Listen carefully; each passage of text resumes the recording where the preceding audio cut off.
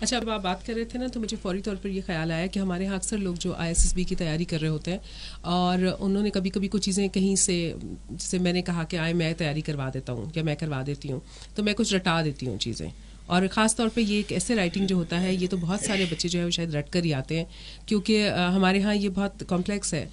People hesitate to talk اور write in English, اور at times they don't feel comfortable.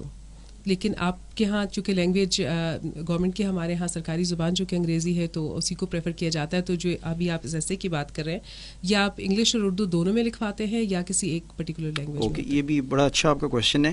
It's going to be in English. یہ English ایسے ہوتا ہے، اور پرائمریلی یہاں پہ بھی ہم اپنے اسپائرنگ کینڈیڈیٹس جو ہم اپلائی کرتے ہیں ISSB میں، جہاں پہ یہ بات چیت ہوتی ہے کہ زیادہ تر ایکٹیویٹیز انگلش میں، ISSB is going to conduct maximum test in English. اب انگلش میں کیوں کیے جاتے ہیں؟ ہماری نیشنل لینگویج اردو ہے، but on the other side ہماری آفیشیل لینگویج جو ہے وہ انگلش ہے.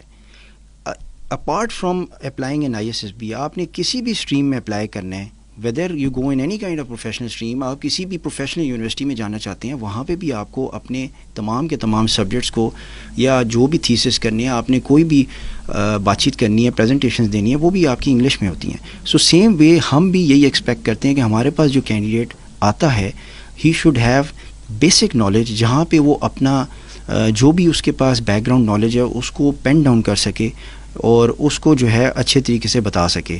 یہاں پہ ایک اور امپورٹنٹ چیز ہے کہ grammatically he should be correct, he should be very logical. کچھ اتنا ضرور کرے کہ کوئی وائبل سلوشن دے سکے. تو he has to write down, اور وہ تبھی آ سکتا ہے جب اس کے پاس کوئی نہ کوئی اس نے بیک گراؤنڈ نالج لیا ہوا ہے، اور وہ over a period of time once he is into his educational institute وہاں سے ہی وہ ڈیولپ کرتا ہے.